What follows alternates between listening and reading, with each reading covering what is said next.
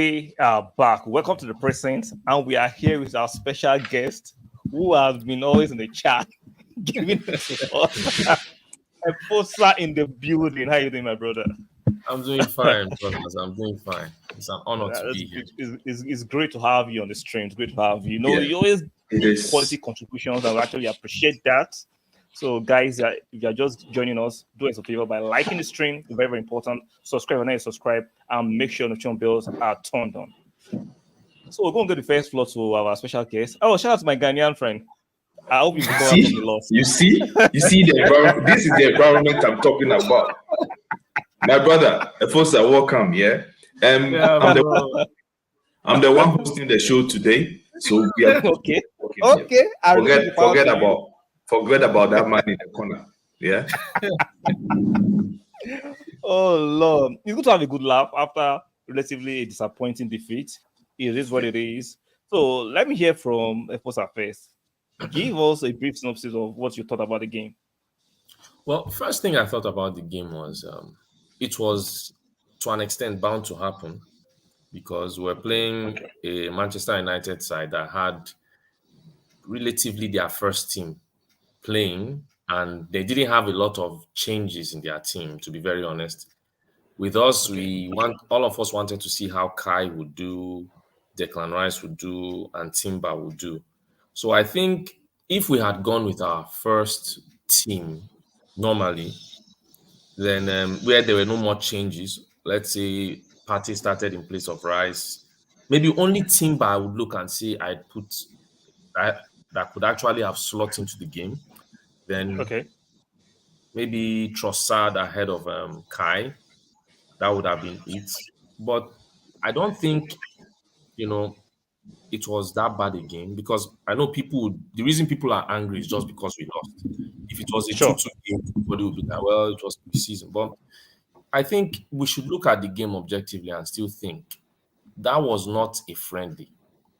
This tackle on Saka, there was a time that tackle on Saka came in.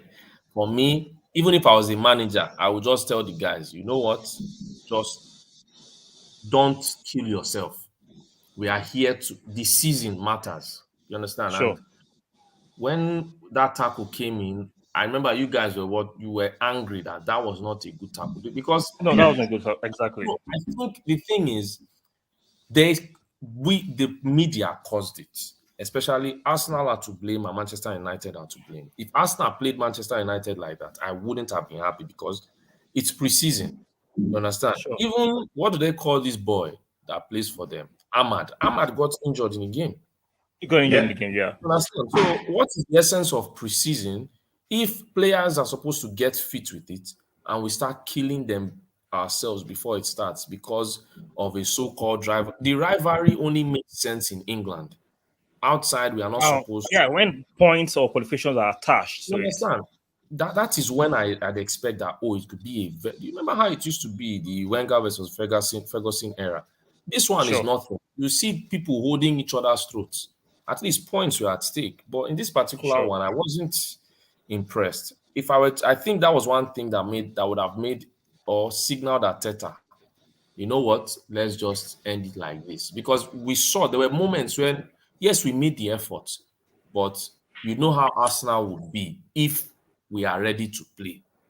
That game is not going to be like that. You remember Newcastle last season, especially away from home. After they did what they did to us, away from home, we now decided to do to them what they were always doing. And we could still play football. So at the end of the day, that was what made the difference. No, I like that, exactly. So I'm going to ask you, my Ghanaian friend. Now, after the match, I went to go and quickly have something to eat, and I was watching some of the United channels, and they were saying they were street smarter than us. Was that true? Let me take in a deep breath before I say something I'm not prepared to say. You see, you have to look at the game, the whole 90 minutes, yeah? The first half. They did not play any better football. They just took their chances. Sure. This is not me being an Arsenal fan and bitter. No, they did not play.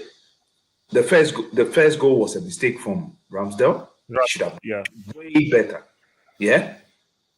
We know the second one. It was a mistake. No. It was a bozo moment. Okay. I'll give it to you. But aside those two goals, okay, we didn't have much shot on target too. But if you look at the opposition, as in the Manchester United team, apart from those two goals, what did they actually do? Nothing much. Kick and run after the ball, hoping that our defense will make a mistake. That was one way you would still look at the game. You could still analyze it as Arsenal didn't impose themselves on the game. Exactly. But if I want to play devil's advocate, I'll say that's none of their business. Why didn't you impose yourself on the game? No, actually, you'd say that it's a very fair and logical argument, actually. But I'll counter by saying it's a preseason, and it's a contest. Hold on. The manner in which they started the game, we were talking about the Saka foul, and you could see they came with a certain form of aggression. Yeah. So they took it actually from the press conference from their manager before the game. They were not taking it as a friendly. He took it as a friendly. That is how I saw it. Yes, they beat us. I don't want to sound salty. I can push back to say that you are saying this. You took it as a friendly because you lost the game. No, not me. Me per se. I knew it was a friendly, but I wanted us to win. But I'm coming from the team's point of view, the body language. Look at how Odegaard reacted towards Martinez. Good. It's like, man, what are you doing? This is just preseason. You understand what I mean? So yes, they will say they were street smart because they had the edge. Had Martinez got a red card, they would have gone cursing him. You understand? Had Martinelli took the first chance, the game would have been different because they would have changed. It was the same thing that happened to us when we played them at Old Trafford. It was the same. Yeah. Exactly. We had too many chances we didn't capitalize on. But bro, couldn't someone also push back and tell you that we could say the selection was part of our problem? Because I remember, even when you called out Declan Rice, I know why you called out Declan Rice, because with the way Arsenal plays, with our marking from midfield and the way we push up the pitch, Declan Rice is very important, because if he is too deep, that means the team's mentality is to become too deep. Because let me push back on that. Yeah. Declan Rice for me is a fantastic player, and I'll still take him over Partey, and I'll give you a reason. Declan Rice has an instinctive to mark. But you have to know that I was against Caicedo, people are shouting for Caicedo. Yeah. A 6 at Arsenal is not about just marking. You are like a creative hub too. Yeah, of course. If notice when Partey came in, we had a bit of more control. So it's not just you doing the dirty job. You do the dirty job, I add a bit of creativity to it. Watch that first and carefully. Declan was getting pulled towards the left too much instead of staying in the middle. And so he can have that view of the real estate before you. You watch carefully, he was getting pulled towards the left too much. This is not West Ham. This is Arsenal. Bro, when we played that first game in MLS, some Arsenal fans were laughing that there was a time actually Declan Rice was pleading that they should give him the ball. Yeah. And someone else said this is Arsenal, not West Ham. Because I felt what also, sometimes, right? A player that is used to parking the bus, when he comes to your team, he may not have that knowledge of how to, when Rodri came the first time. When come on, yes, to adjust. Why? Because Atletico Madrid, Guardiola knew that this was a player, if he signed directly from, I think it was either Sociedad or we have forgotten. If he had signed him directly, he wouldn't have needed that particular time to actually bed him. Yeah. But you're coming from Atletico, it's as if one part of your brain is already gone because you're defending. Exactly. You have to wake that instinct again to learn how to push up. Because I know Declan Rice can press. I know when it's time, he can do it. But I know he has a better engine than Partey. I know. Of course. Me, I just felt today, Arteta just wanted the situation. Let him bite the bullet and test all three signings together. You understand? Because all of us have to be very logical here. If Arteta if he doesn't test these players in preseason, now this is us seeing it now that we are angry that he lost. But imagine he knows today he will see what he said about Kai in the first game at Nuremberg. He said he doesn't know where he will play him yet. You understand? But even though we know that's cap. We know that's cap, right? Yeah. But after the MLS, what did he say? He started saying how Kai can be used in the team, different ways you can implement him. My friend who is a Manchester United fan, when you were doing the watch along, we were watching. I was complaining. He said, man, why are we complaining? Arsenal for him is playing well. Yeah. Now, are we seeing what Arsenal is playing? That the goal that Arsenal missed, he said for him, the problem he has is there are no true finishers in the game anymore. He said for him, there's a difference between hitting the ball on target and actually making sure you pick your spots. You understand? And that was the thing. Martinelli, I think he kind of rushed it and saw, gaping net. Another player like Harry Kane might have sent the ball, to one of the sides. And the game would be different. And another thing why I said I wasn't angry was we have to be honest, continuity is very important. Sure. When we were playing and on front foot, one of our problems was Nketiah. Because when we're on the front foot, right, if it was Jesus, he would have kept on going. Nketiah, there were moments when if you had passed the ball and they were not breaking play, they were not taking the ball off of you every time and coming on to us, we wouldn't be like this. You understand? So that was our first problem. So for me, I'm not angry. It's preseason. In future, we'll look at it and say, man, thank God he did it in preseason. So he would know, as you said, you should show the video to Rice. Okay, let me ask my resident analyst. Now, based on the reaction of most fans, do you think it's time to play Kivio ahead of Gabriel Magalhaes? Or do you think we just let's No. That's premature. It shouldn't even be a question. It shouldn't be a question. Because even wait. Why shouldn't it be a question? It shouldn't be a question. Why? Was in the game against Brighton, yeah? Kivio made a huge mistake when actually it was a foul on him, but he reacted. Instead of trying to stay on his feet, clear the ball, and then fall for a foul or something, he played like, okay. And then they took play to the whistle. He didn't play to the whistle. And a lot of people were saying, oh, this guy is not ready. This guy is this guy is that, right? Fast forward, just 2 months down the line, preseason. I told you the first game we played in the US that this is the time to make all the mistakes and then you get corrected. Because now, definitely, they go back, they train, they will be shown the videos, the clips. Why did you do this? You could have done this, could have done this. Next time, don't do that. Cut that out of your game. And then the third thing is, we forget they are human beings playing the game. So mistakes would happen. We just have to minimize it so that it doesn't give us the audacity to say, oh, take Gabriel out and bring Gabriel. It is just preseason. This is the second game.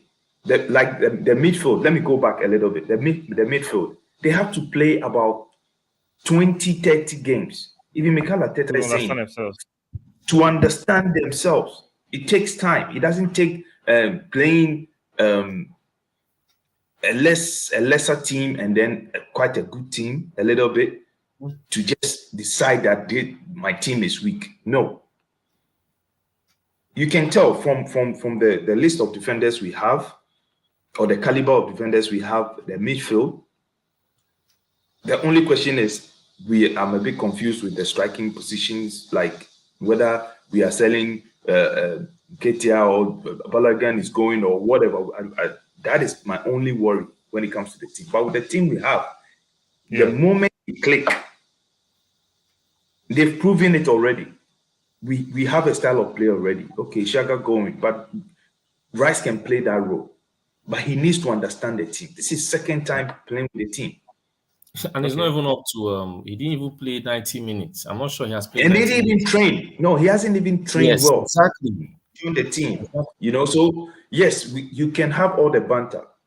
I can see they're already comparing him with that Boateng, Mano Boateng. Yeah. Let me say something. I saw people saying he bullied Declan Rice, and it's just funny. It just shows that is the lack of. We live in an alternative. You know. Bro, do you know what happened? It's just banter. So you remember when Waneri played against Nuremberg, right? Yeah. Arsenal fans were happy. Yeah. Arsenal fans were not saying, "Oh, put him in the first team." They were just happy that as a 16-year-old, you have a youngster coming through. Like this guy, even me, I had not watched him. I heard the guy was incredible. I always used to hear. That was the first day I saw him. Is this him against Brighton away? He played a few minutes, and I like his touches. Yeah. He played against Brighton.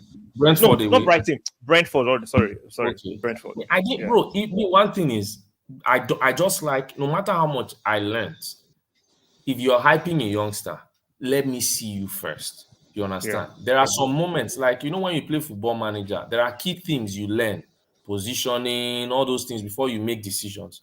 So I just saw him that day. My friend used to tell me one thing: when a player can give you a moment of, you remember you said it when he did that 360, you were just like, wow. You understand? Yeah. Now, I remember when Arsenal fans were happy, oh, this youngster, 16-year-old, because Arsenal fans were really, impressed. Like, one of our own is coming through, and we didn't lose him to those Blue Rascals because they wanted to sign him. Yeah, and impress him with money. Yeah, all of a sudden, they started coming for Arsenal. They've seen all those kinds of players before. They've seen this one. I and my friend were talking. He said he likes the Kobe Mino. What did he say? He said he likes the fact that as a youngster, the guy is not really pressured. He really played well. Like, he was really impressed. But he never said put the guy in first team. When he was looking at the team, he just said, look, all these players, he was telling me, look, it's preseason. When will you learn if not be preseason? What is preseason for? And that was why I was saying that thing that time. Do you remember I'm sorry to cut in there. Yeah. And this is the main reason why I dislike United fans. They are so disrespectful to the point that I get the banter side, but don't extend. You talk about our youngster. We will never take him and say we are comparing him and Sancho to Casemiro. To Casemiro. No, bro, what you saw from that guy that day, you could have compared him to Sancho if you were salty. Exactly, good Sancho or Anthony. But we never do that. We just hype our player. He will come out good. But what you are doing is because we've signed a 100 million player. Yeah. And you know that it takes preseason, it takes a lot of games before a player warms up to a team. You've taken a young boy. You've already started hyping a young boy who has not played in a Premiership game. Yeah. Any Premiership game. Bro, you know why I'm not worried? Just because of preseason. You are done. Bro, that is why they said it's not a friendly. You understand? And that was why that their argument of street smart. Bro, you see now, I give it to you. You're street smart. Thank you very much. Do you know what? I won't push back on that.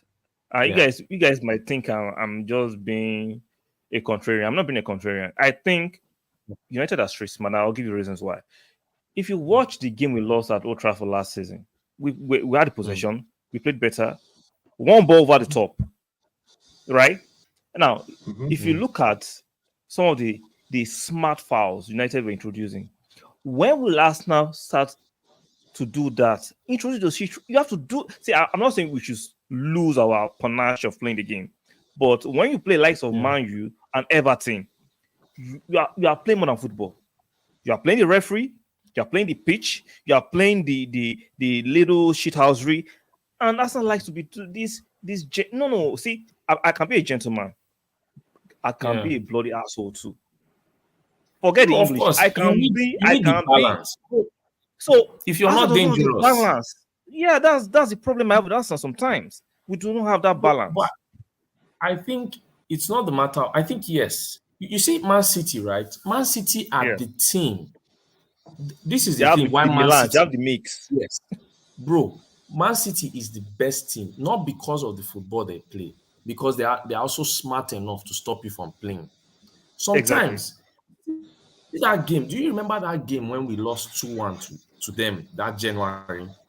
Yeah. The first where we played Man City, we wanted to Off the kill them. cuff. Yeah, exactly. Yeah. Remember the person that saved them in that game was Rodri. If Rodri wasn't committing those fouls, those technical fouls, yes, have killed them. We should have killed them. Yeah. Remember last season? Do you remember when we played them that 3-1 we lost at home? Yeah. Bernardo Silva kept fouling Saka, kept fouling and kept fouling and kept. What referees didn't do anything. We were just still playing. What we wanted to show was, I think the thing is this, right? I want Arteta to employ what he did when he came the first time. There will be a time, even last season we did it, when we were defending sometimes, you would think we were Atletico Madrid. You remember, Atletico Madrid, they didn't use gentleman to enter the final. Hell no. Those guys they are the kings of shithousery. Bro, I hate that Atletico Madrid with a passion. If Atletico Madrid see, bro, I don't think, you know, when I knew I hated those guys, I will never forget that Europa League game we played them. Especially that day. What made it painful was the fact that Aubameyang didn't play. I remember my friend telling me, he said, the problem will not be Arsenal playing. The problem will be we score. People, and you know, one thing, when people are watching the game, I just wonder, what do you see? Imagine people telling us that Atletico put on a defensive masterclass. How? Those are the words I hate. Like, they were just lucky. Even a Chelsea fan went to Twitter and said, look, Arsenal played the greatest. You see, this is my guy. This is my guy. I was on the phone with him after the match. I greet you guys. He's being cynical here. He's a Man U fan. He's here to watch us. He's here to drink our tears. He's here to drink our tears. He's my guy. He's here to drink our tears. Shout out to him. We greet you too. We greet you too, my brother. We greet you too. Let me be salty. We greet you too. Thank you for winning another glass. Okay. It was. I feel. Thank you for winning another glass cup. That was, you know, we don't have that. You understand? Exactly. If we can have those little, because look at my friend, we're playing Newcastle last season, and he said, "Bro, thank you, Javier." So he said something. Said, when we're playing Newcastle, he said, if Arsenal plays fine football with Newcastle, we would lose. Yeah. You remember they berated us when the game began. Sure. Yeah. Then what Arsenal started doing, Arsenal started kicking them. We just changed the game. And one thing we had was, if we play rubbish, that nonsense with them, we will still play better football than them when the ball is at our feet.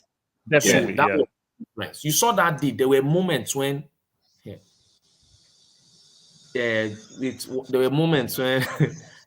people were just doing it and we're playing better football. I just feel this thing you mentioned now, we should do it more. But exactly. But did you watch Arteta's post-match press conference? I watched it before we started this stream. Yeah, I did too. It was a competitive match. See, I love the fact that he wants to be this macho, stern man. But sometimes, I don't like Ferguson. You have to introduce some doubt into the referee's mind before a pre-match.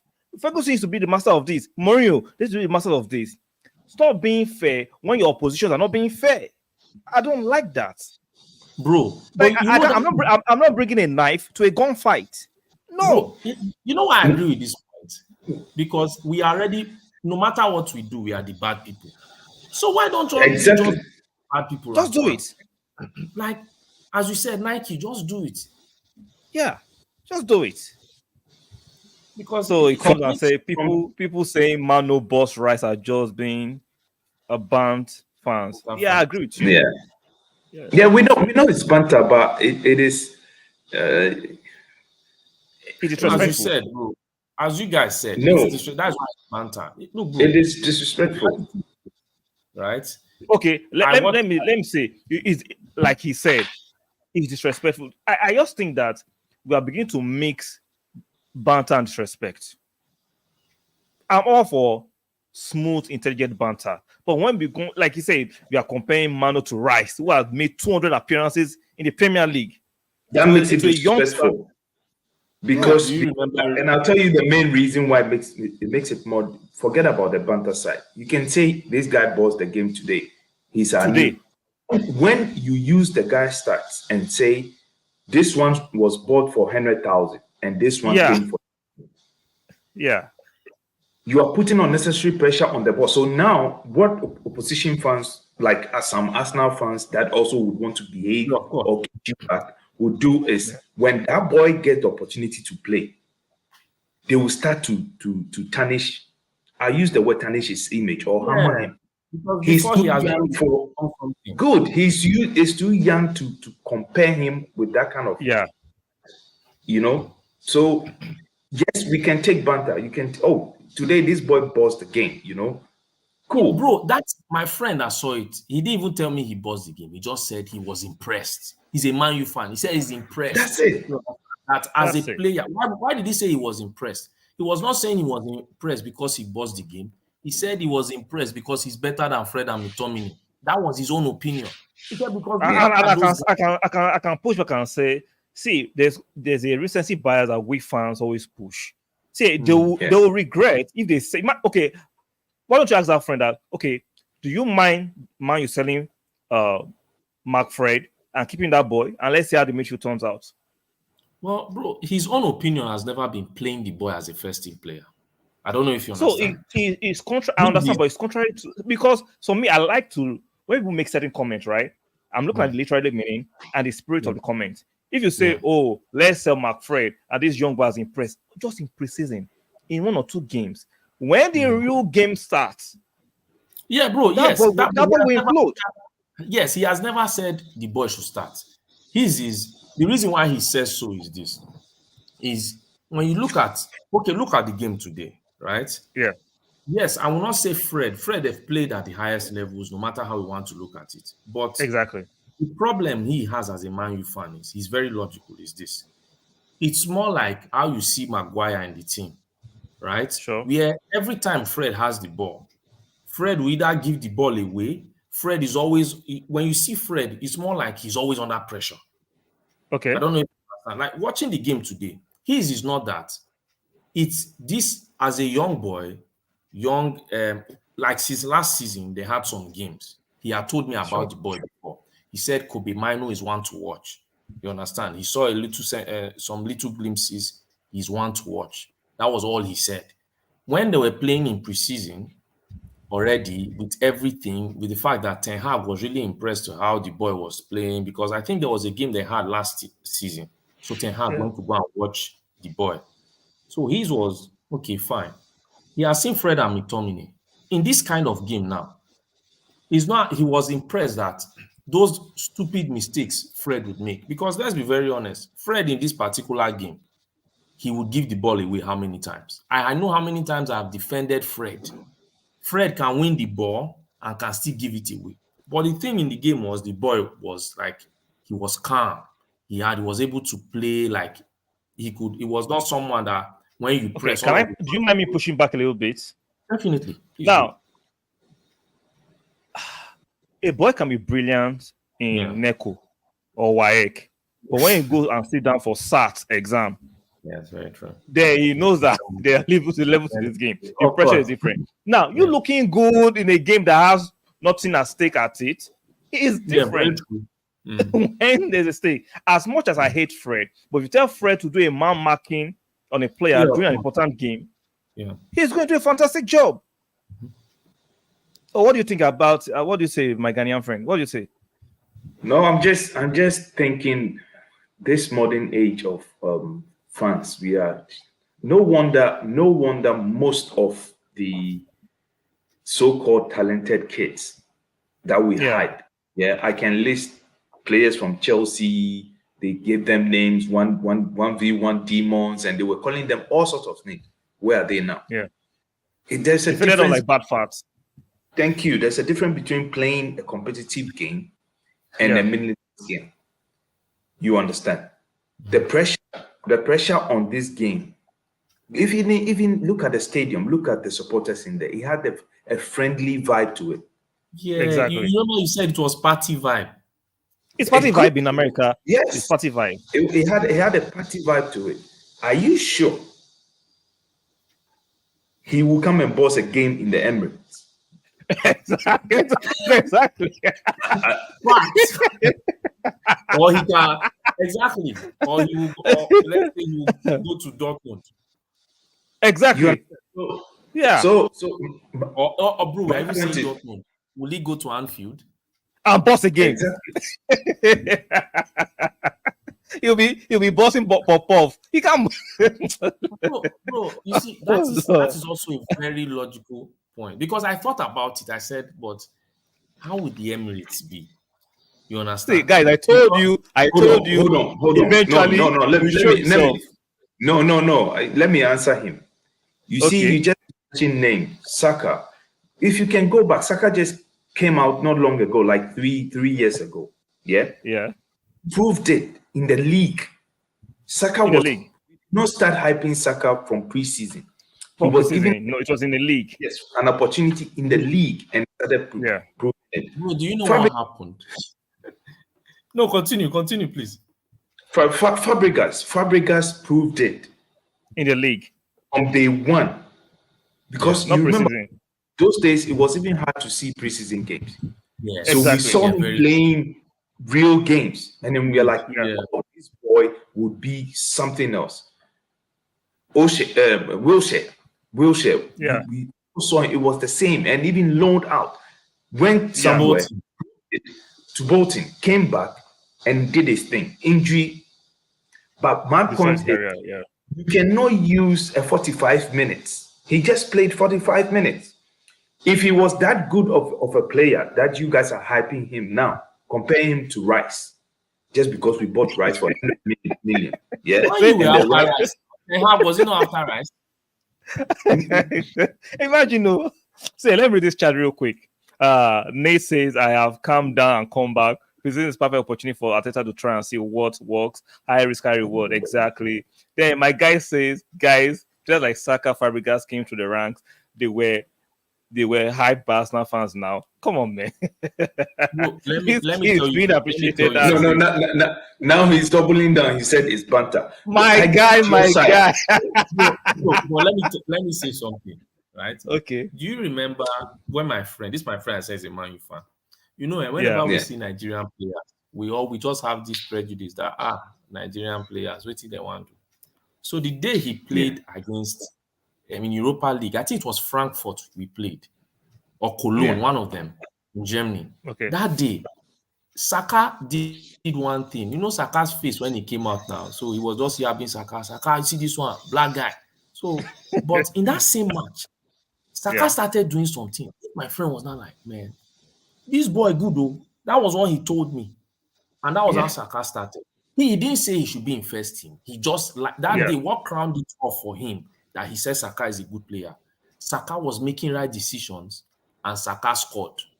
When Saka now scored, for him, he didn't want to hear anything. Saka is a good player. What made Arsenal fans hype Saka? We're not hyping him initially. You remember he played left back. What made people like him was the fact that even at left back, he was shining. He had 14 assists playing at left back while he's a right winger. Then you remember this guy, Guendouzi. Do you remember when people were hyping? I always said, I didn't see that boy was not special. Not special. I told people, I said, okay, fine. He had tidy touches. Very tidy touches, that's it. He had tidy touches. So let me read this one. This chat. Do you know why I said it was? No, continue, okay. Please. Gary Smith said, I still can't sleep. Gary, don't take it too seriously. And maybe you need some shisha or white wine. So come on, you can sleep. Just take it. It's not that serious. Then my good friend comes in. I'm not on the show. I can't express myself well. We'll revisit this when we come on the show. You know, you can. I can send you the link. You are a VIP. You can come on the show anytime. but I want to say this before he vanishes. Yeah. Okay. You see, you can hype a player. We are not saying don't hype your player, But I want to use this Fabregas analogy. Yeah, you guys remember when Fabregas came through and he was doing extremely good, mashing it in the Champions League. From the friends I had or still have, none of them even compared. I'm gonna say the link now. None of them even tried to compare Fabregas. What do you call it? Fabregas with Roy Keane. Roy Keane or Scholes or because Paul Scholes. Exactly. Like there were levels. There were levels. Those guys, there's a reason why they call them. You don't even want to joke. You don't even want to joke with it. You understand? So that is respect is there.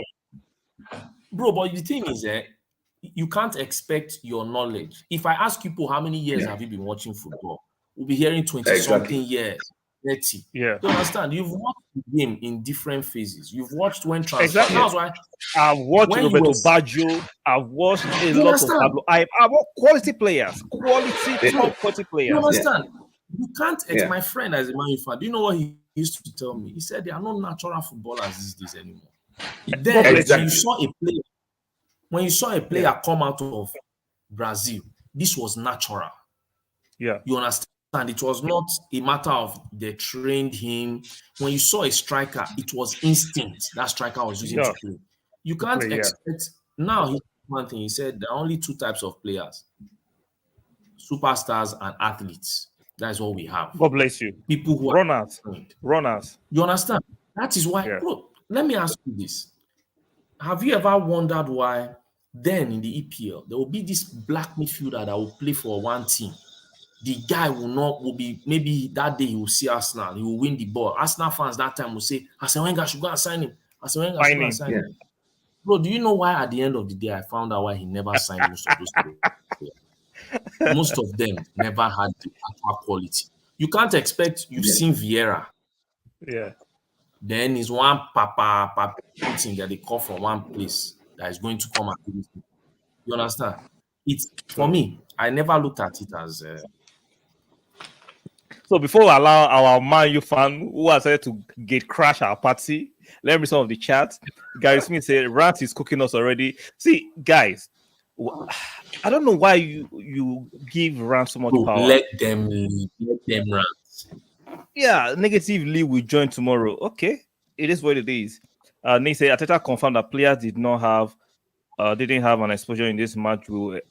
We have exposure next matches. Time for Balogun. Okay, that's fair. So you are here to explain to us, D. Oh, hey, can you hear me? Yeah. So the floor is yours. The floor is yours. No, okay. No. I'm not here to explain anything. I'm just here to just to give like my own point of view. I try to be very, very objective in football. Mm-hmm. I try to watch soccer. Sometimes I can be petty. Our friend here knows, but I try to be as objective as possible when given the chance to. So when you go on Twitter, you go on certain fan podcasts like this, fans that have the propensity to be petty, and people start doing whatever they want to spew. It is fans. You don't take that as a fact. Sure. As objective football fans, you know what the fact is, right? So there are times I've been on this show and my friend here has been very, very petty. And I get riled up, I argue, I talk. But there are still evidence. No. You can't throw evidence at me. He will push back. He will push back on you. Accusations at me. When I'm talking, like when I have a train of thought. So you interjecting kind of makes me lose my when I'm done, you definitely bring it back to this. Okay. So people saying, oh, the game, they saw more of Kobe Mino than Rice. It doesn't mean because the guy this game for how many minutes is better than Rice. It doesn't mean that, right? He wasn't the only midfielder in this game. We had Bruno in that midfield, true or false?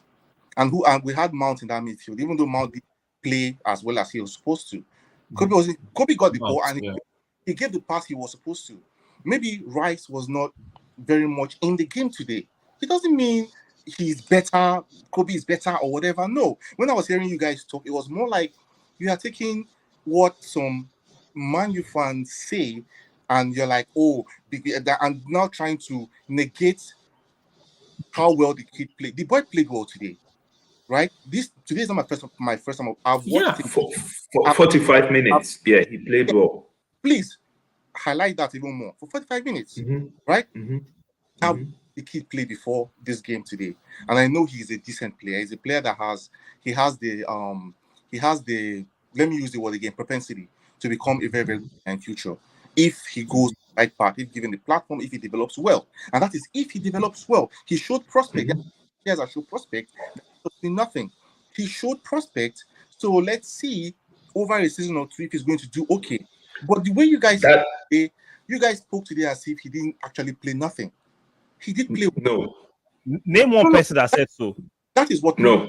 That is what I was getting. Like. Oh, that's the energy you were getting. Okay. More like it was more like the focus was on the fact that it was just a 45 minutes game. So I didn't hear anybody aside from Efosa say well about that player. I was watching you guys. Efosa gave it, and I appreciate that he was very, very objective. But from the other parties, there was no objective. No, call my name straight. Okay. I'm sorry. We are the other parties. No. We are the other parties. No, but and then Solo will say, let me push back. Let me push back. Just give me 30 seconds. I'm very sorry. Let me just finish up. I'll finish and you guys. Okay. I know when Fabregas came through the ranks, even before Fabregas, he really did hit it. Arsenal fans hyped him to high heavens. Saka, I know when Saka came. Listen, when Fabregas came, I was still back up in Nigeria. Saka, I was here, so I wouldn't say I heard more because I used to go watch matches in public viewing centers where these fans are, and I know how. Aside banter, I know how fans are, right? Fabregas was a fantastic youngster coming through the ranks. You guys had very young stars that came through the ranks, and you hyped to high heavens. So my fans some fans can hype some players in a very, very ridiculous way, while some fans will tell you this player is good. It doesn't mean he's the best, but yeah, he's a good player. He has prospect. So I just came on to just quell things getting when I was in the, Let me go first. Okay. Let me go first. Please go. First and foremost, when Efosa was the one actually highlighted the boy, and I came out and said, this is where I did not debunk the fact that he played well, 45 minutes in a preseason game. He played well. Hold on.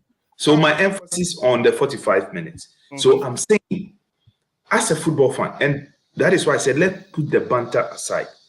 What I saw, when you take a boy that quite young, 45 minutes, and you compare it with a player that has been signed for a team who has played with them for two games, not even 60 minutes, in total, and then you compare, you take the stats, and there wasn't even much difference. If, let's say, he had 5 assists and Rice didn't have, he just had 1.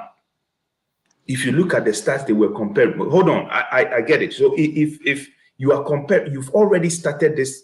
We hyped Fabregas, but never did we say he was better than Paul Scholes or Roy Keane. Where did you get your news from that they were comparing them? I can send it. No, it's not for real. I'll back him up. But it's all over. Go on YouTube, everywhere, even Facebook. But even Facebook. Please. No. No. Listen, I just want to say this. I know your football knowledge is different. You see football differently. But usually what is in the news is what we react or talk about. So what I'm saying is between the 4 of us here, we are smart enough to know that, this is just banter but at the same time, when you my worry is just that you are putting the boy in the position where if he makes any mistakes or any mistake will be highlighted, and he's too young for it, especially when you are comparing with a bigger player. So that is my worry. Remember what you said when the match was on? Bro, do you remember what you said when the match was on? That you're a Ghanaian, and some people were calling him that he's the next replacement for Michael Essien. At least we all started laughing. Yes. You understand? I'm not. The problem is, I get why you're angry. Is that banter has now become people's actual reality, and that's exactly. And let me correct my friend. We are here to push back on a popular narrative. Yes. You have to understand, we are here to push back because we understand you might have the few intelligible minded fans, right? But likes of Rant, who have thousands of subscribers and followers, who actually believe in this smoke, this snake oil that is a youngster who has barely played anything significant, is going better than Declan Rice. How pathetic, how idiotic can that be? Or am I out of place? Exactly. That is my point. I have nothing against. That's what we're pushing back on. Like, what we are pushing back on is the over what is the word? The banter has gone. It has gone from banter to stupidity. Let me put it, because you can just say, like I said, oh, today this guy buzzed the game. Wow, that's fair. The talent he has shown. If we keep him well and you do this, but you don't go take stats. Use stats. Yes, no. He's a good player. But even when we were doing the watch alongs, on other side, they were already saying how good he is. He's the next what do you call it? Michael Essien, even better. Whilst we already have somebody like Partey in our national team. So you see where I'm coming from. It is not on the guy. It is not on the boy. And it doesn't take away his talent. He's talented.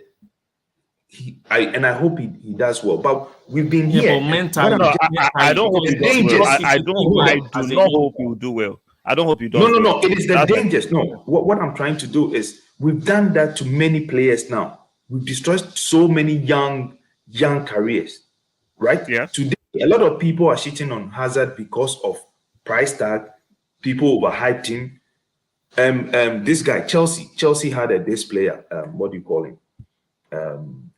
Even United, it's a whole Odoi. They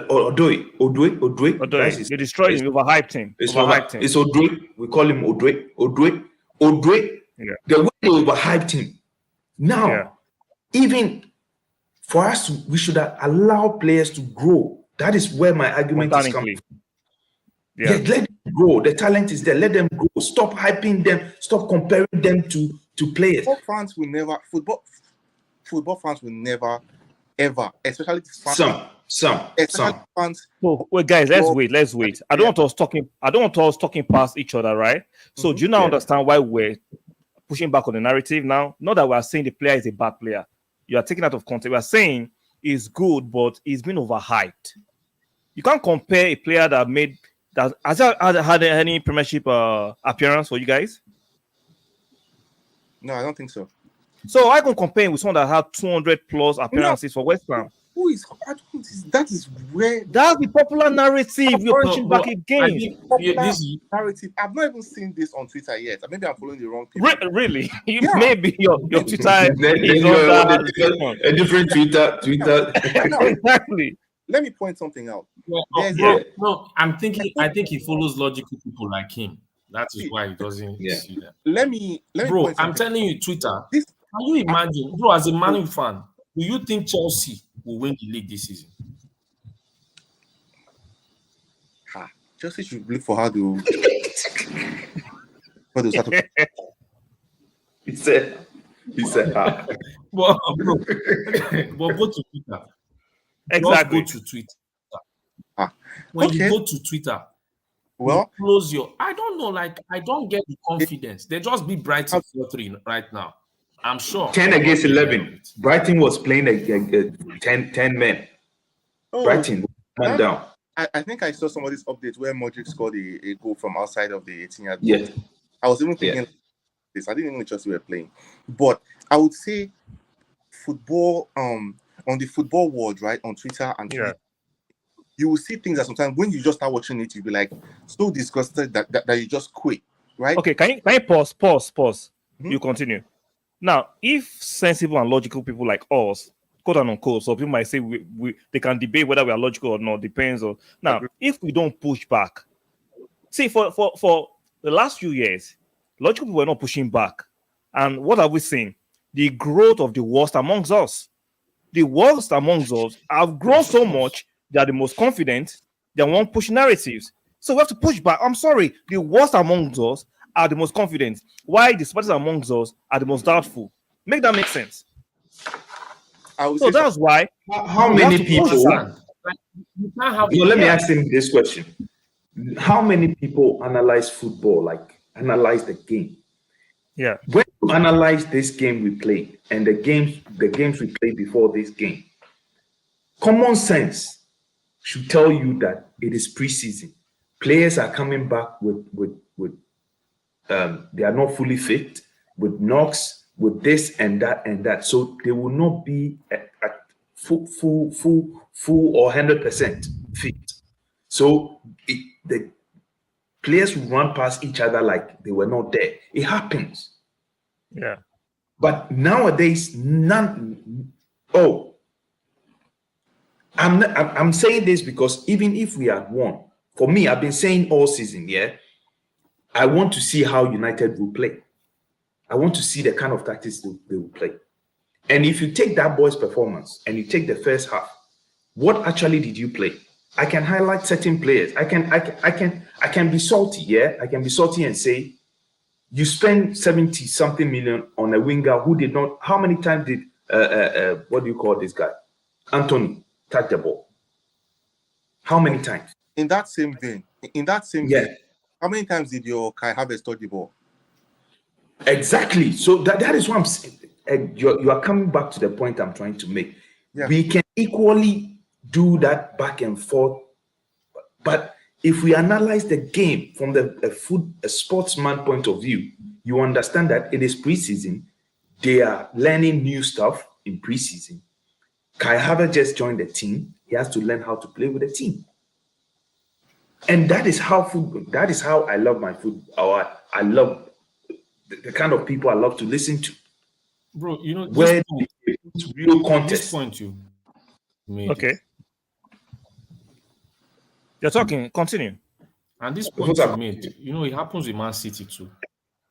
Even when Man City buys a player, the player doesn't just come to the team and just enters. You know, like, it doesn't matter if you were a superstar there. We play a certain way here. So it's our way or the highway. And the reason you came is to play our way. So, but I just feel, even the thing is, we have to understand that this particular problem is across all fan bases. It's not only Manchester United. It's across society. It's society. Yeah. You see comparisons, some stupid comparisons. Like, we have to look at it and just know that. There was a time when the Guendouzi came. I used to say it. I said, when Arsenal fans were hyping Guendouzi, I said, this guy is not that good. And people were like, you know why they said it? The first thing I did was I told them, let's do a comparison. Of all midfielders we've had from 1996 till now, where does this boy, you know, line up? Where does he rank up? Are you Vieira, Edu, Gilberto Silva. Then we come down to the new age. That time you had Flamini, you had Fabregas, Nasri, you had Abu Dhabi. Yeah. Even if Denilson fell away when he came, Denilson was good. You still had players like Hleb who still played there. Now tell me, okay, and see Cazorla. When Cazorla played there. Now tell me how that boy is good. He's not to the level of these guys. You mentioned Rosicky. I'm surprised you actually skipped him. Because you know why I didn't mention Rosicky. You can even mention Flamini and those other people. No, I remember Rosicky. Too many. Yeah. No, I remember Rosicky. I always thought Rosicky was on the on the flanks and all. But all these guys were the players we hold the battle when we talk about midfield. I don't know if you understand. So to players now, like the reason I have a Chelsea, he hates when you hype up young players. For him, he will never. Me too. I don't like this it. boy performed. I don't. I don't tell you he tried, but for him, make him land. I don't know if you remember Emre Mor, that Turkish boy. That boy was at one point the next Messi. Emre Mor. Yeah. He went to I don't remember him. Dortmund, and from there, that was the end. That was the end. I just think we need to the guy went out like.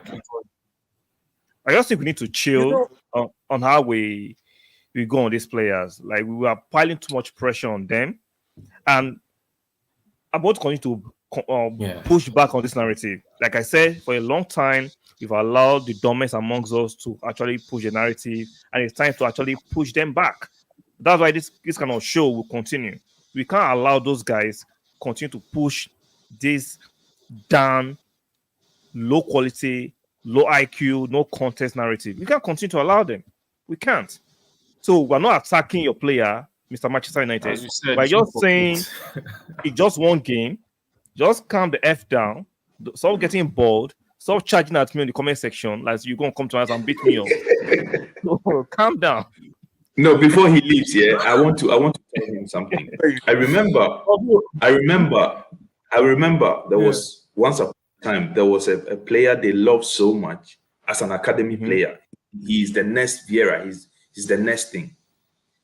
Pogba left with all the hype, went to Italy.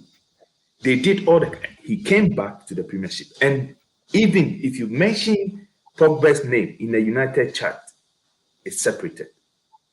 Yeah. So I'm just coming from that angle that even Elanga, just a season ago, you guys were like, he's the next thing.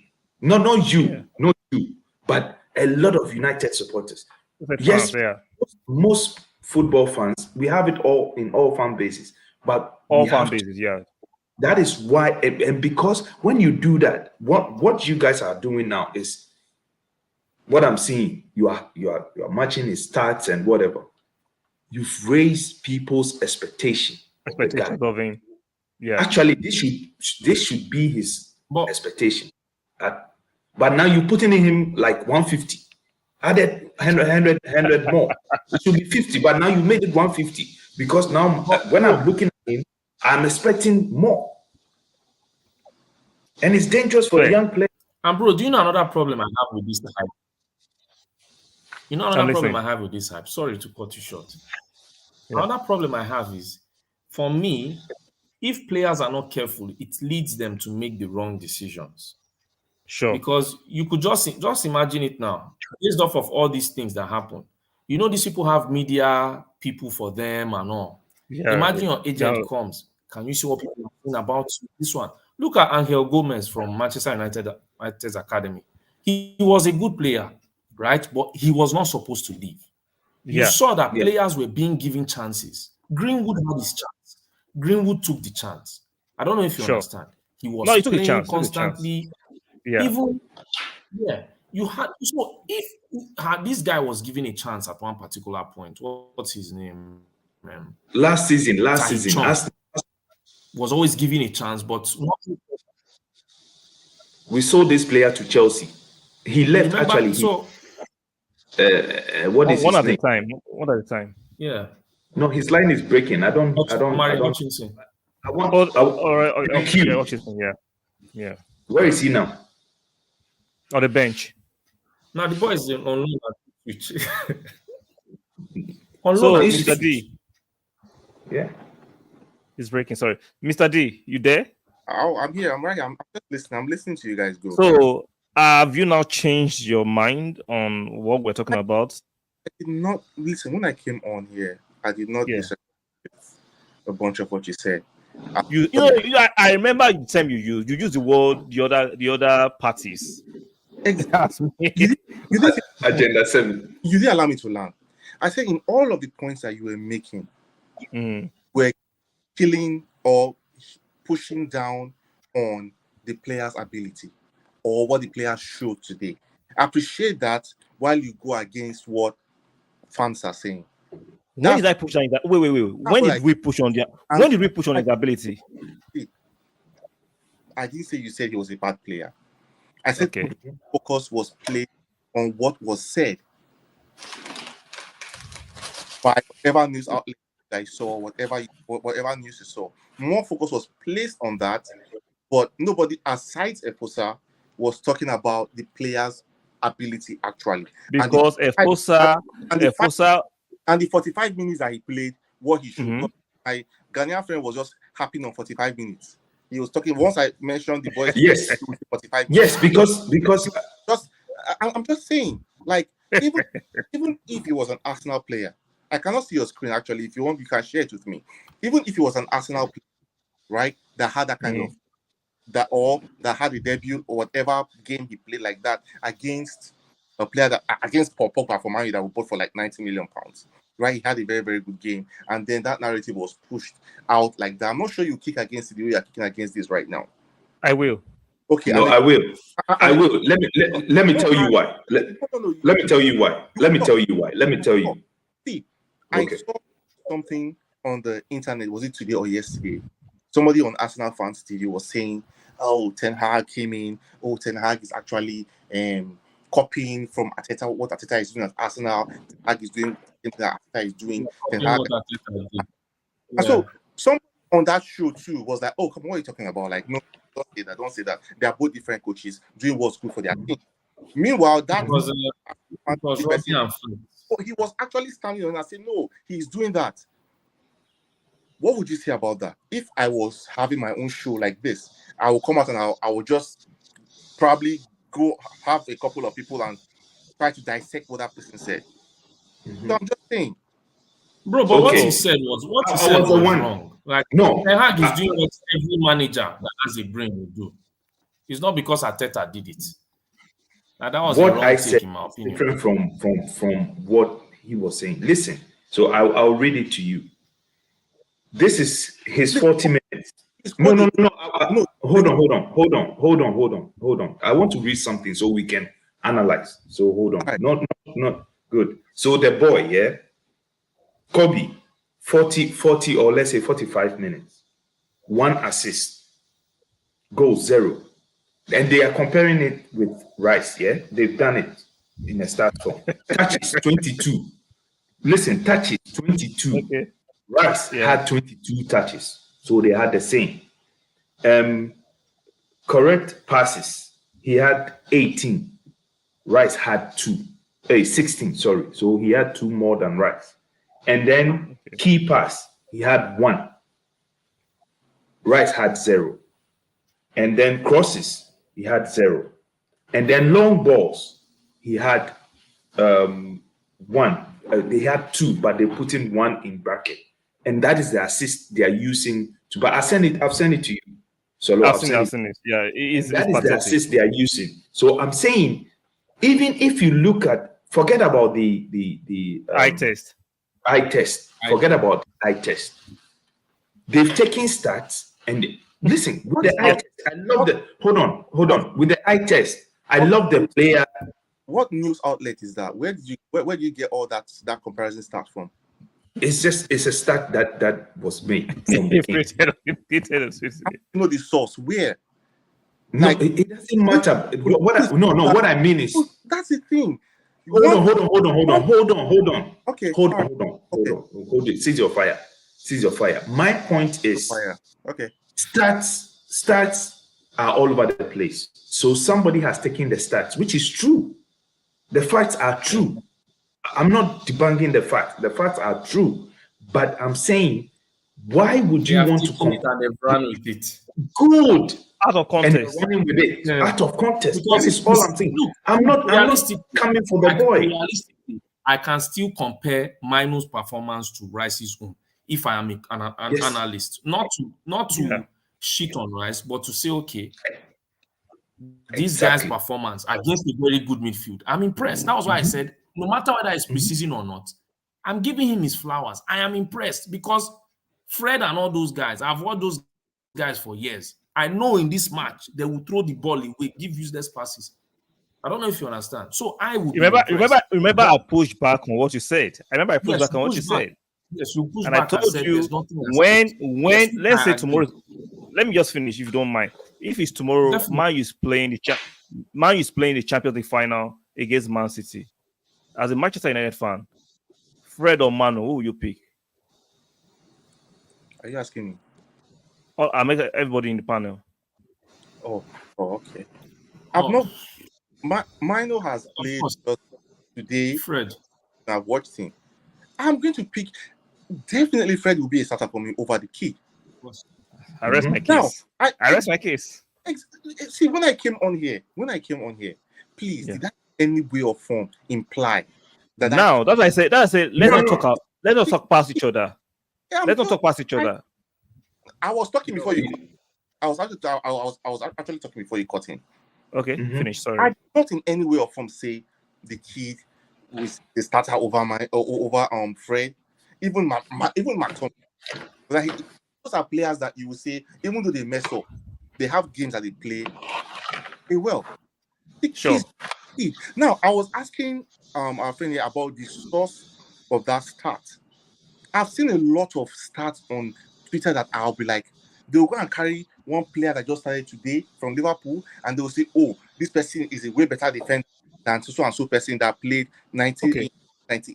And then they'll go and bring out this stat and they will start arguing in the whole comment section. So I said the source of that stat. I wanted to know. Now, let me push back on that. It doesn't need to give you the source of that stat. I'll tell you why. I understand that there's a possibility the source might be questionable, which I agree.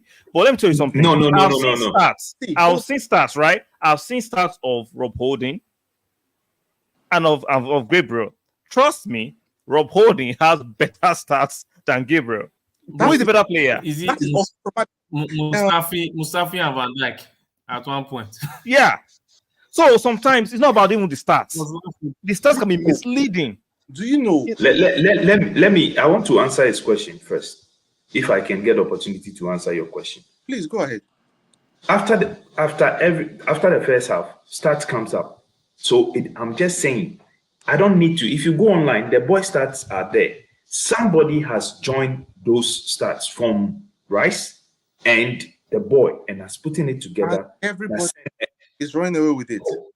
And everybody and is running away. And that is where I am saying, yes, the boy is good.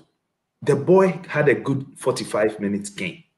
Yeah. But it is dangerous to be using this kind of stats, comparing which there wasn't any much difference apart from the assist and the long ball. Yeah. To start hammering a player who has shown 3 seasons continuous that he can in the Premiership. I think in the Premiership.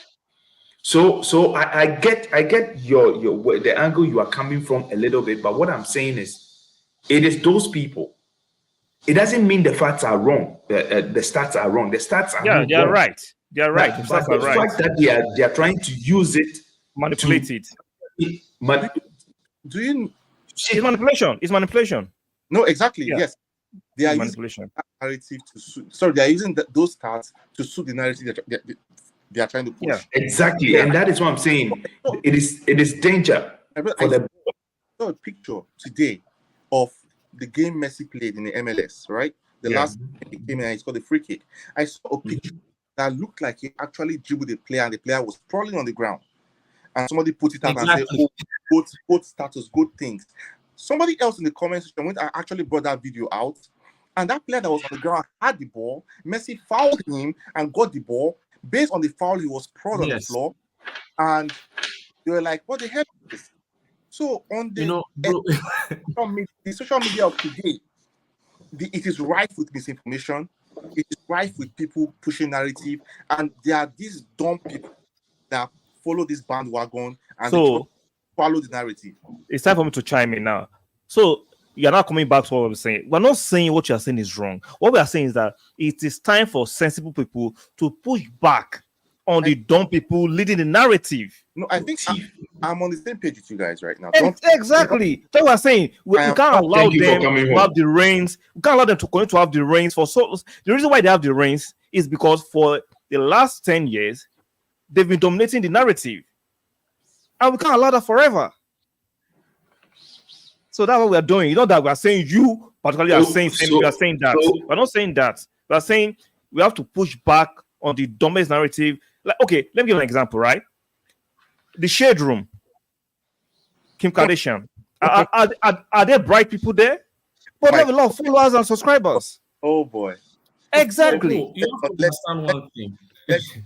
That's not football related, so let's just leave that. No, I'm just using that as an analogy, so it can get where I'm going to. That even these days, right? The dumbest people have the biggest subscriber base. I'm sorry, that's just the truth.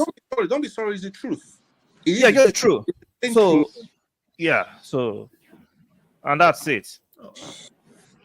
Wow, it's been a hell of a show. No. Before we leave, you agree with me that my worry, actually, it's a worry because I see a player in there that we've done to other players already. So I'm seeing a narrative that has not actually helped players.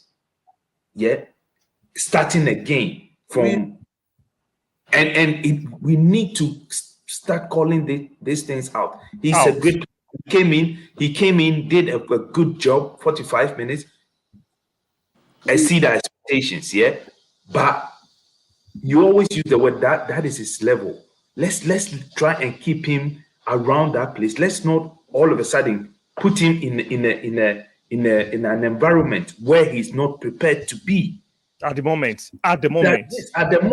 And we've done that to a lot of young players. That is where it has nothing to do with his performance. It is how we are pushing him already. It is dangerous. I can name many players that listen. What you are saying right now, Adnan Januzaj for Man U. What's his name? Federico Makeda. That was the name. You just took that name off. Makeda. That they just show glimpses, and then they hype. At one point they said, "Oh, Adnan is the next round gigs and yada yada yada yada," and all of that will stop. Where's Adnan? I don't even know where he's playing. Somewhere in. We can name 50 teams. If we want to go through these young players, we can name different teams with these young players that we hype. Yeah. Today, I use even Pogba. Yeah. If you look at Pogba carefully, it is because of the higher expectation we've given him. But I think Pogba never gave him the room to really develop. Coming back to Man U was his greatest mistake. He should have come back. He should have come back. Never. So, guys, I really appreciate you guys for coming through. This has been a fantastic one. Efosa will be inviting you more periodically. You should. Even though from the comment, I was saying it from the comment. Aside from the day that you are with your shisha, you've been very good. I don't.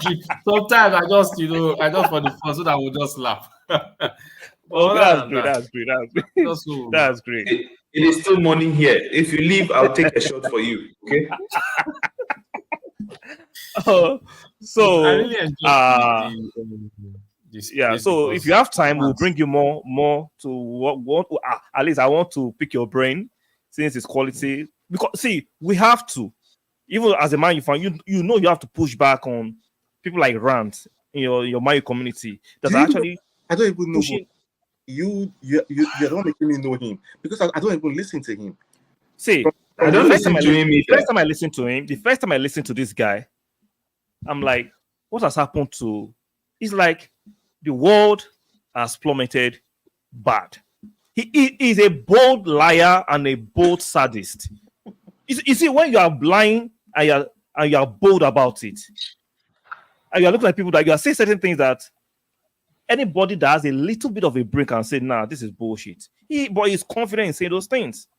So that's what I'm like, how long can we continue to allow them to have the mic? Sorry. You're chiming in. Sorry, bro. Yeah. What makes it bad is sometimes they will just go and dig up one stat. Like for me, like you said, you've been watching football for years. There are some things some people cannot come and tell you right now. You will just look and say, are you kidding? Because look, if you see someone, right, a Nigerian right now that tells you, when there was a guy we knew, this guy, I think his name is he died or so. The guy, he's an AC Milan fan. Yeah, he's an AC Milan fan. When we heard this guy supports AC Milan, and I'm not saying he is a Man U fan, but also an AC Milan fan. When we heard this guy supports AC Milan, we don't used to argue. Why? For the fact you support AC Milan, you didn't start watching football today. You started watching it when Maldini and all those guys were still playing. Exactly. So we've come through eras. We've seen the Man U treble team. I've seen Nzagi. I've seen Pablo Aimar. I've seen players Redondo. like that. You understand? When we saw Zidane at it, then Trezeguet was still playing for Juventus. Was he playing for Juventus? Yeah. Del Piero. Exactly. So when you look at, you remember when we see English fans, or most of these fans are young now, when they start talking about EPL like this, saying, "Oh, how come you've not won Champions League for how many years?" You know, most of them, if you tell them that at one particular time, the Italian league was actually the best league in the world, not the EPL. In the world, don't believe. They'll argue with you. They'll argue with you. Yeah. It was because of Ferguson and Arsene Wenger that traction started coming to EPL. Prime Inter Milan, prime AC Milan. Exactly. Yeah, he went from Italian league to Spanish league. Exactly. Yeah, it did. The era of Cristiano and Messi, because those two guys played in the same league, that was when they got the attraction. Then what happened? Managers started moving to EPL, bringing different kinds of players. You're seeing different kinds of tactics. Now look at when I said, that was why I said when people were calling Tuchel a spectacular coach, every single day that passes keeps showing me that guy was not spectacular. Bro, go and watch that final. I'm not saying you win, right? But when you win, there is something that then, even if Ferguson never won many Champions League finals, I think 2 or 3, you're not going to come and say 2. He won 3. Okay, 2. He won 2. You want to, yeah. You're not going to come and say just because he won 2 and Tuchel won 1 that Tuchel is a better manager. No, that's insanity. Yes, track record proves. Yeah. If you watch that final, when that final finished, right? If we analyze that final, how would you analyze it? If you're giving an honest take, yes, Chelsea won the final, but all of us will say the best team lost. Yeah, the best won the final because of Guardiola's idiocy that day. Exactly, that midfield. He refused to play defensive midfielder that day. He refused for some reason. Because he had always been playing and Tuchel had won him 3 times. I've gone and checked Tuchel. At PSG, even if you tell me don't rate PSG, he took PSG to the final. But that was because there was COVID. They played only 1 leg. If they were playing 2 legs, Atletico wouldn't lose to Leipzig. And even if they entered that final, even if they were going, Atletico and PSG wouldn't beat Atletico. So this is the logic, like it's reality here. So when I go and watch, now I've watched different managers come and go. You're not going to tell me that I've been watching that, because I see some takes. I know that sometimes we are not all in the same team, banter. But I don't like... Can I push back? You continue. You continue, but can I push back on something? Definitely. You have to understand one thing the modern fan and the modern content creator and even the pundit on these big platforms are doing. Yeah. Once you start, they can argue with you in bad faith and back it up with stats. See, bad faith argument, I can do it too. See, you and 4 of us are analyzing in good faith. But when you move to bad faith and you have stats, you might not win. Trust me. It's like it's like the court, right? It's not about the truth. Yes, it's about facts. It's about the better narrative. Yep. Yeah. So when you look at it from that perspective, you can tell that because the human brain these days, like I said, and I'm going to stand on it, we have low IQ people. I can argue in bad faith with stats, and you can't counter it, no matter how you push it. They'll say, look at the stat. They'll say, since we are not using eye test, and eye test is subjective, what would they say? Let's use stats. I'm sorry. Let me say this. It's like me saying, I just wanted I just educate me. I'm just trying to. You've used it. Watching the game and analyzing it in good faith. Okay.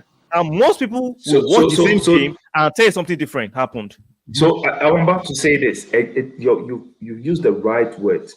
If you look at the United champions, the 99, the league they won. Under normal circumstances, they should have won that league. They should have won it, Hey. Good. Now, that game was for Bayern was supposed to win it. Yes, exactly. Bayern schooled you. Yeah, exactly. And that and that is a real fan in you. No, that is a real fan in you. But somebody would just go and say, no, Ferguson is the best He won. He won. No, look at the game. They were totally outplayed. It was the same with Chelsea Champions League. Yeah, the one they won, the first Champions League, and then even the second. Oh yeah, the first one that look at exactly. The dropper. It was similar. Yeah. Look at Robert missing. Exactly. That's in that game, but exactly. It's just like okay. Let's give another example. Remember the way 2005 that we lost the Europa League to Galatasaray. Yes, but no, 2000, the year 2000. Look at the game. We should have won that game. That final. Bro, do you remember when for a bad faith argument, will tell you who won. Who won? Exactly. That's the new banter. They'll tell you who won. In the final, he has never seen. I remember I was watching the documentary. When I watched the documentary, Henry said in his life he has never played a final that they dominated. He said till today he will never understand how Liverpool won that final. The FA Cup, that FA Cup, I still have dreams about it till date. Yeah. That's what we talk about, right? When we are telling people, look, this is the way we want the game. Mm-hmm. Yeah, bro, continue. Yeah, Fergie has 2 Champions League medals. Final medals, How, just look at both of them, both finals. Yes, Fergie has the great manager, but both champions luck. If Terry hadn't slipped in that 2000 was it 2008? 2008. Yeah. Hadn't slept because that game I already was about to get out. I was about I remember that game. I was sick. I wasn't feeling well then. I was about to leave, but Terry slept, and then Man U won. The 1999 one. What happened? Last 9 minutes, bro. You see, the day I watched the highlights, I was shocked. I see that game. I was really, really. That was the first Man U game I watched in my life, and that was the day I became fan because we won. It was 99. I was very, very. I think I was still in secondary school then, if I remember. So now let's bring it back full circle. Now this is a logical fan speaking. Now what we now have in the media, both mainstream and private, are people who will take away all these nuances and context and start saying, "Oh, look at the stats. Who won?" Yeah. Bro, you remember when I was telling you about Arteta? When people were saying, when they ask people this season, say Arsenal will do top 4. They would say Arsenal will struggle to get into top 4. I said something. I said, look at the stats. It's easy for me to come and say 8-8 4th. Yeah. When 8-8 5th to 2nd, people said Arsenal just surprised. I remember when I said it. Remember I told you, check the squad that when we began that season, we finished 5th. The squad that Arteta was trying to get rid of was what he used to play his first 3 games. You remember we played Brentford and Manchester City. We lost 2-0, 2-0, and 5-0 respectively. Now, you remember who were the people that played? Cedric, Murray. You understand? Those were the players. Now, what happened? That season, he bought Ramsdale. He brought Tomiyasu. Ben White. He now bought Ben White. Ben White started the game originally, the first game against Brentford, but the rest of the players didn't play. After we played Norwich, that was when Ramsdale made his debut. Tomiyasu made his debut. Pepe began to go to the bench little by little. Saka was now featuring more. Then Martinelli was injured around that period and was still trying to come back to full fitness. We didn't have a preseason. Remember when we had our first when we played Man City and we lost 5-0, there was international break. We now did preseason with Brentford behind closed doors, with Watford behind closed doors. Now, when we played this game, we won, then we now started winning games. When we started winning those games, do you remember we were on a run where we were now ahead of Tottenham? There was one particular time, this same Chelsea, I remember when Chelsea fans won the Champions League, they were like, man, all they need is a striker. They signed Lukaku. From there, everything went down, you get. Then, when we were playing, do you remember there was a time Arsenal were just 2 points behind Chelsea that season? And Chelsea were 3rd position. If Arsenal had won against Southampton, what happened? Partey injured, Ben White injured. Injured. The players we were not supposed to go back to. Just to use. We went back to them. So what now happened? We now played Southampton, we played Tottenham, and I think a few games, and we lost all those ones. Now, what did Arteta do last season? Those players, only 2 now remain, Holding and Cedric. They remained last season. Now, he now brought in Zinchenko and Jesus. And he now brought, and Saliba came back. So the kinds of players he wanted were all over the pitch. Now, when those players were all over the pitch, what did he now do? All those players that we needed, imagine Nelson came back. He gave Nelson time to actually acclimatize himself because Nelson was at Feyenoord. He played the Europa Conference League final. He did well on that loan, and he was bedding him in little by little. Arsenal became a different team. Now, what happened to us last season?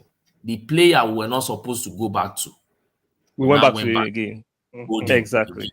So, so when people come and start saying, oh, we finished 8th, factually we did.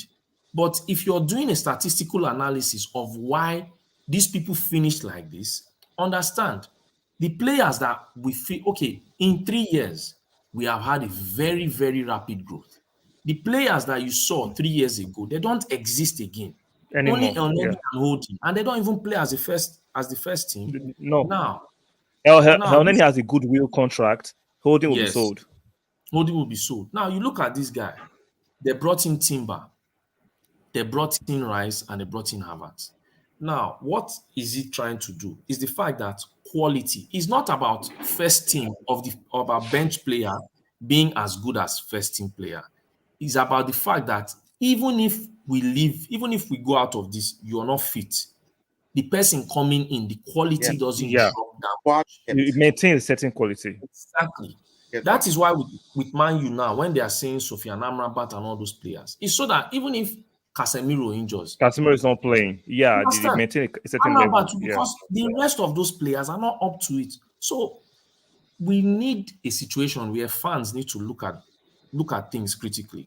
I understand that is why we need to continue this kind of panel. Do you know why? Because like I said, I keep on beating this drum. The worst and the dumbest amongst us are leading the charge. Bro, you know where the mistake is? Everybody wants to have a fan TV right now. Oh, yes. I don't think it's a mistake. I don't think it's a mistake. Because we can say that about us too. So what we fair? Do you know why I said? Do you know why I said everybody wants to have a fan TV? Look at why we are having a fan TV. You're not having a fan TV because of money. Sure. You understand? But let's keep it straight. But if money comes, I'll take it. But that's not the main motivation. Bro, money comes. But your main motivation, when you said the reason you even started it was the nonsense they were talking about. The nonsense out here. Have a logical so much nonsense. Where we can actually, you understand? Yeah. Where we can have a logical place where people can come and say, oh, but this opinion, we will now tell them, go and watch it by yourself. Don't depend on what I'm telling you. Watch it by yourself. You have use your own sense. When you watch it, you understand. So if you now look at if you look at everything, if we are now going by that logic, Arsenal Fan TV originally when it started was because we didn't like how the club was being run and all that. At that time, yeah. What did you there observe? Insults. Look at DT. DT doesn't come out to talk anyhow anymore. Why? Because of what he did. The time when he insulted Arsene Wenger's wife, when there was a time he was saying it, Robbie said, look, I get you're angry, but don't come and don't extend to family members. Yeah, like what is that? Going to players' DM and insulting them in their DM. Like, what is that? Bro, that was why when Xhaka was angry, Xhaka's anger was justified. People were like, just get on with it. It was merited. For me, it was merited. See, they are lucky it was not me. I will get you arrested. I will find you, bro, and I will get you arrested. I'm serious. You're telling me that my wife should go and that you hope my wife does not have a successful bet. And what I don't call it. What is that? Yeah, come on, let's not do that. When did you see that time? Like when Man U signed Bruno, Man U fans were angry, but there was an extent. Going to Woodward's house, you could do it the most logical way. Like, see, Van Gaal had to have bodyguards for his family just because he's a Manchester United. Now, where did we fall off? And this is where social media. It goes back to Mr. D. Can you not see what we're saying? We cannot allow these rascals, like Efsa will say, whether blue or red or yellow rascals, to continue to lead the charge. I know sometimes we'll say it's not our business, we have other better things to do, but in that same vein, these rascals are getting more confidence to push the narrative. Yeah, and they have a platform. And they have a big platform. Social media Bro, gives. That is the greatest mistake. It does. And if you go there to go and be logical, like so let's not forget, I don't know how old all we are, right? When we're growing up, only the smartest kid had the mic. Yeah, and again. But now, Lord, our football news all the time, and the soccer this thing back home. Then all these soccer papers that we used to buy. Then you see people stay, and then we have arguments. We have very, very logical verbal joust. Yes. But now, everybody just get a ring light, get a microphone, and get a camera. And it's true. You know the funny thing? My problem is I don't see why we cannot just be like sometimes during the transfer window, we are supposed to nod our head and say, man, these people are having a very nice transfer window. No matter how much I laugh at Chelsea, I will still logically say their approach still has some level of sense to it. Because it's a situation where if those youngsters are groomed properly, in 2 years, they will be hot. Because from what I've seen from those guys, I will not come and say, oh, those guys don't have talent.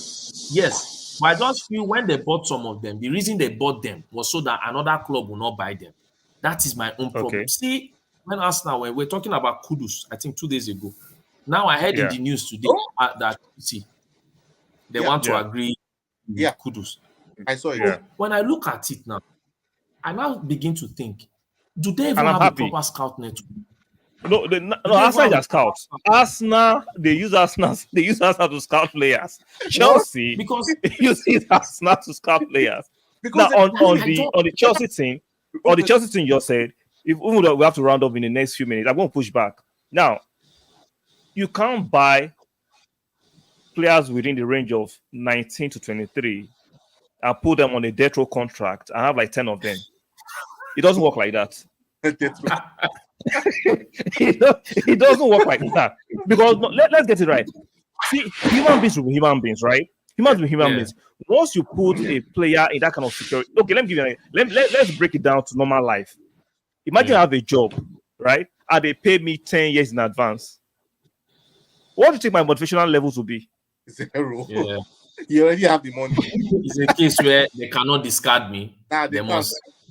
So, putting a player on 8-year contract because you are trying to amortize because you think you are smart. I always tell people, academic smartness is overrated sometimes. You have to have a fine balance of academic smartness, street smartness, wisdom, knowledge, and everything. Yes, and intelligence. Because, trust me, Modric is on a healthy wage. He signed 8 years. He can chill. But he was on a 4-year contract. He knows that if I don't buckle up, a few loans, I might be. But 8-year contract, I am chilling. I am chilling because that's security. But these dumb analysts who go on Sky Sports because they are wearing some tie and suit and be telling us that Chelsea have secured their future. Get the F out. Get the F out. That's a very logical this because it's true. Because even I was looking at Arsenal one day. One guy said, "Why doesn't Arsenal give this guy 8-year contracts?" No, you can't do that. No. I was now thinking because the thing that most of them are not understanding is this. Like I think Arteta is understanding that the prime of a player is very important, and the motivation for it is important. The good thing is these players can stay together for 4 to 5 at their years. prime. At their prime. Yeah. That is the most important. So now, last season they've had it. Today, they've already had it. You will look at these guys now. When the season is beginning to pan out, they've already played a lot of. And why I like the signings is the fact that the signings are very flexible signings. They are not as rigid. So anywhere Arteta decides today, okay, I want to come and play and mix something up, there could be a situation in a match where he needs to change to another thing. Arteta will say, okay, since the players are on the pitch, there are Just some change things position. change Yeah. position. Everybody That's will it. adapt. Will adapt. Imagine he can move. Imagine a game. He can move Trossard from 8 to 9 and bring in Reznor and just change position on the pitch. Yeah. See, you can see it. He can see it. They can see it. But the average idiot who say, imagine, remember the argument on AFTV that riled me up last year. Somebody is telling AFTV, why are they playing Zinchenko? Tierney is a better player. What are you watching? Porn? Are you insane? Bro, do you know the problem? Tierney is a better defensive player, 100%. But for how we play, Zinchenko is a better. Oh, Jesus. Bro, do you know when I got tired of Tierney? Tierney has one character. Bro, you remember Dan James for Manchester United? Yeah. He will run down the wings. When he runs, I don't have a problem with you running. The problem is look up. Try and look up. Look up. It's true. He will do, bro. Once he wants to post. So again, when you played Liverpool, that guy had been passing the ball to Rashford. Rashford would have scored about a hat trick there. Instead, the guy will get to the wing. Rashford will do his hand. He will keep running, or he will just bend his head. I think you need to speak to Simi and other players that are running. Where are you running? Where are you running? Where are you running? Bro, because that was the problem. Tierney at one point, like I was tired of Tierney. Tierney was like I was suffocating as a left back. Yeah. Even if Gibbs was injury prone, Kieran Gibbs used to look up. Monreal, Tierney's zone, he would just run, all of a sudden, just whack it in the box. Cross. Playing a game of chances. When you see Zinchenko, you know this is a seasoned player. There was a friend of mine plays football. He's a footballer. So, you know Bonfrey Joe? Nigeria's coach. He told him, good players are the ones that can, and good players, they can play with the ball. Great players are the ones that when they play the ball, they still look up to scan their environment. To scan, yeah. I think a better way. I think I've heard it before. Someone that told me, and maybe I should try to be a scout. How do I know a player is good? Yeah. A player is good is when even in tight spaces and tight corners, like you said, it looks like he still has time. Exactly. Naturally, you don't have time, but they have time. Like when I saw Garnacho of Man U, I don't like Man U. And I looked at him as there's a player in there. There's a player there. Other players are hyping Man U. I don't, but that Garnacho guy, you can look at him and say, I like him, the confidence to why I like young players sometimes. When you have the confidence, see that thing complained about Marquinhos, he can't dribble his man. Yeah, he can't. Yeah. Garnacho, you remember that FA Cup final? Garnacho came on. Walker was taking on the man. Yeah. You understand? He was not scared. Take this guy on. But that is the thing. Me, when I looked at it, Tierney sometimes people would just call Tierney, because Tierney makes effort. Because you know why? Do you know why they do that? They think it's still us now 5 years ago when we are still trying to get into top 4. So that mentality is still there. Stakes are higher. Yeah. Stakes are God bless you. Stakes are higher. Exactly. That was why when some players they will be talking, I say for me, Tierney. At one point, that my mind friend I used to complain, Tierney will jump like bro. Sometimes Tierney plays like a local player, a typical English local player. Not that shops with a Tesco nylon bag. He's a local player. He will just play the ball. There was this player that my friend. I don't know. Do you remember a Southampton legend they call Matt Letitia? I've heard about him. Yeah. Bro, you know, if you tell children today that, for me, the way I describe Matt, he's a player. Exactly. He is England's answer to Zinedine Zidane and Dennis Bergkamp. Yes. If you watch that guy, you watch technique overload. Sometimes they will hype all these fools. How come I be saying? Yeah, very average, very blank average players. Like this one, is it the one you're hyping? When I've seen players, like I watch Roberto Baggio. When I'll be saying did you watch Pablo Aimar of Argentina? Bro, no, I'm not cutting in. I'm not cutting in. Yeah, I think before. Yeah, I'm not cutting in. But before we went on, whilst we were on here, we all agreed on there are not many better players in this current generation. No, not naturally gifted players. Not naturally gifted players anymore. Because if you look back, if you look back, take Premiership became Premiership, I think, in the 2000s or whatever. But if you look back, Champions League, and you see a Juventus team, you see a Real Madrid, it's like, bro, you remember Gaddafi? Yes, all those kinds of players. You understand? When you see an Gaddafi with glasses playing football, which player will wear glasses and play football today? They can't. They're too soft. Imagine some players, they will call a player, say this player is a finisher. If you, for me in my books, if you're a finisher, you have to finish like Romario. Yeah, that is the standard for and Ronaldo, the phenomenal. Yes, that is, you understand that is the best. Filippo Inzaghi. Do you remember Fernando Morientes? Yes. Morientes was a finisher. I'm telling you. Damn. Very. We can go. Very. Christian Vieri. There was a time, Alex Ferguson said he has the only player that was born in offside was Filippo Inzaghi. I'm telling you, was just a fraud. He would a shark. Once he smells blood, he knows how to beat the offside trap. For me, when people talk about Morata, I'll not be wondering that one. You know what? See, we are bringing you back. We are pushed it. Shout out to D for coming in, even though we brought him called the controversy. Shout out to you. We enjoy you. Shout out to everybody that has been here. So, guys, good you joined. Yeah, it's good you joined. So, you guys are going to remain. Guys, are going to just end the stream right now. We'll be taking a break tomorrow. You'll see us on Monday. So, guys, make sure you subscribe to the channel. Make sure you like the video on the playback.